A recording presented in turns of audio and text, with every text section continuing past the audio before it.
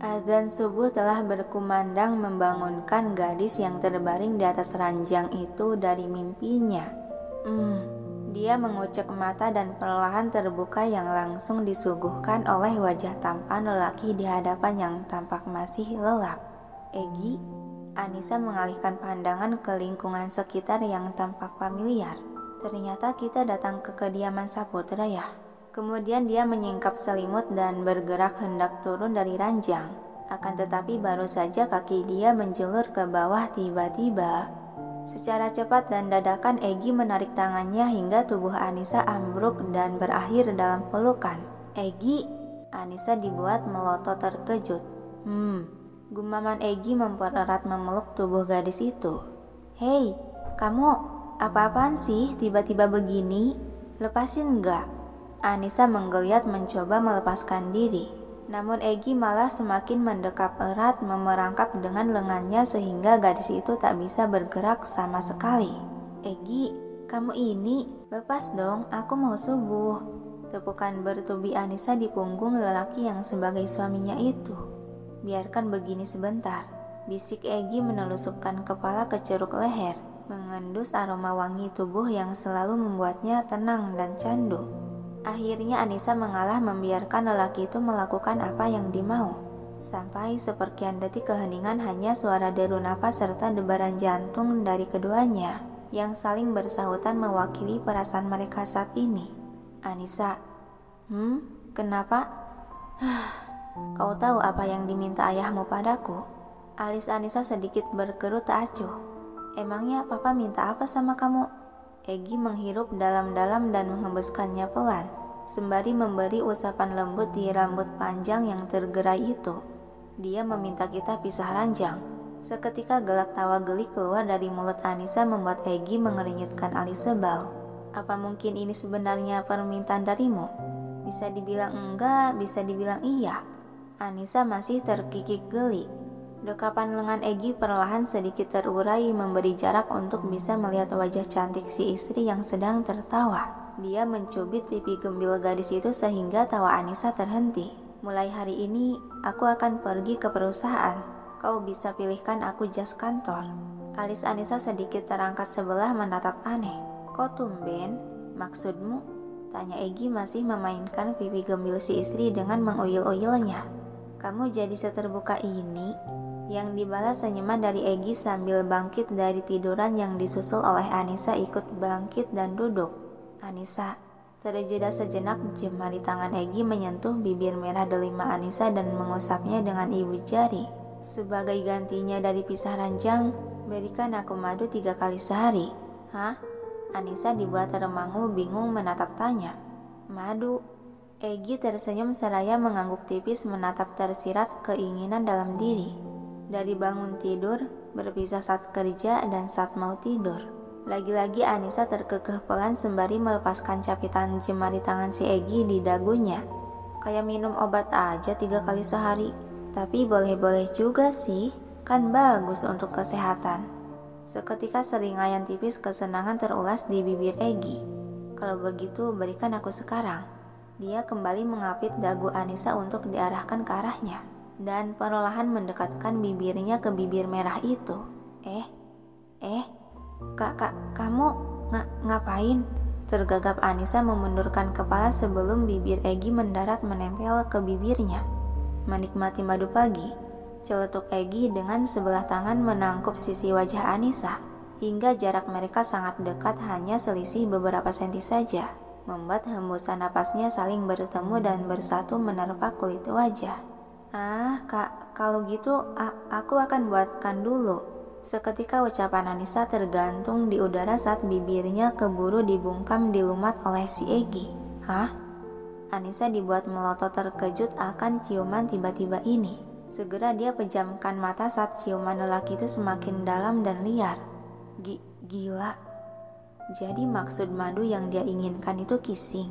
Batin Anissa baru sadar akan permintaan yang diajukan si Egi. Hingga beberapa menit kemudian, Anissa mendorong dada bidang lelaki itu sehingga pagutannya terlepas. Kamu, aku kan belum sikat gigi. Gumam dia pelan dan karena saking malunya segera Anissa loncat dari ranjang dan berlari terbirit memasuki pintu kamar mandi. Gelak tawa kesenangan memenuhi ruangan berasal dari si Egy merasa gemas serta berbunga saat melihat tingkah istrinya. Dia memegang bibir yang lembab dan memerah. Sungguh rasa manis yang membuatku gila. Beberapa saat kemudian, di ruangan makan, seperti biasa Anissa telah selesai membuatkan masakan untuk sarapan suaminya. Saat ini dia tengah menata masakan di atas meja dibantu oleh beberapa pelayan. Egy memasuki ruangan makan dan langsung melangkah mengarah ke gadis yang tengah sibuk merapihkan itu. Dia berdiri di samping gadis tersebut dan mengusap puncuk kepala Anissa dengan gemas. "Kenapa kau masih saja sibuk mengurusi pekerjaan pelayan? Duduklah," titah Egy sembari menarik kursi yang biasa menjadi tempatnya si istri. Anissa menoleh dan tersenyum. "Tumben kamu udah ada di sini. Biasanya Asila yang paling pertama mendatangiku." Dia masih saja sibuk menata piring dan peralatan makan di atas meja. Egy mencekal lengan gadis itu sehingga pergerakannya terhenti. "Aku menyuruhmu duduk."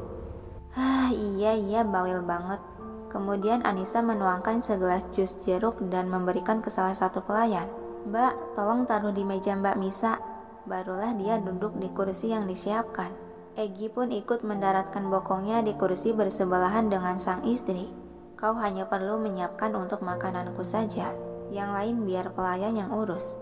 "Wah, kamu terlihat sangat tampan dengan jas rapih begitu." Anissa malah mengalihkan topik pembicaraan memindai penampilan Egy yang berbeda sekali dari biasanya. Egy mencubit sebelah pipi gembil kemerahan Anissa.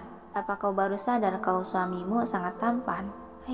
Dia mulai narsis. Ocehan pelan Anissa masih terdengar jelas. "Kau menggumamkan apa lagi macan betinaku?" Merasa gemas, Egy menarik kedua pipi gadis itu. Sakit bocah." Sebal Anissa memegang tangan si Egy yang berada di wajahnya. "Pagi Kak Egy, kakak ipar kedua juga," sapa Asila yang baru saja datang yang langsung mengambil duduk di kursinya. Egy melepaskan cubitan dan memberi usapan pelan di pipi Anissa yang memerah akibat ulahnya. "Pagi juga Asila," jawab Anissa dan tersenyum ramah.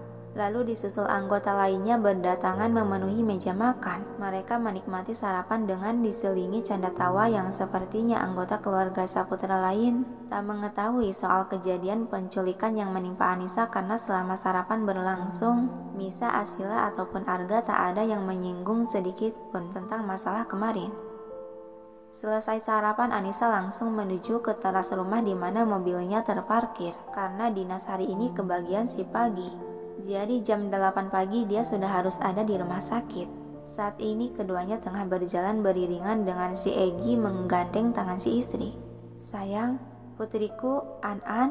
Suara lelaki yang sangat Anissa kenali menyambut kedatangan. "Papa?" Girang Anissa langsung melepaskan gandengan tangan si Egy dan berlari berhambur memeluk tubuh sang ayah yang merentangkan tangan. Dia melepaskannya begitu mudah. Gumam Egy menatap telapak tangannya. "Papa, An-An, sayang." Pak Reno memeluk erat tubuh anak gadisnya sampai tak terasa air mata merembes menetes di sudut matanya. "Kamu tidak apa-apa kan sayang? Apa ada yang terluka? Si bajingan itu tidak melukaimu kan sayang?" Kepala Anissa dalam pelukan mengangguk ikut meneteskan air mata. "Aku baik-baik saja kok, Pa.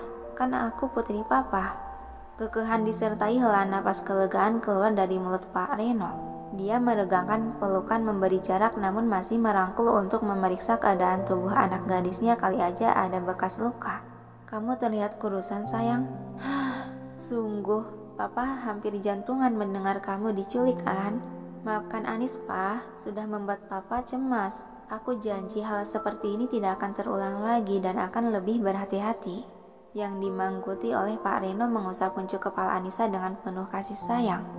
"Pagi Nona Muda Anissa," sapa Alex yang sedari tadi sudah berdiri di samping mobil bersama si Egy.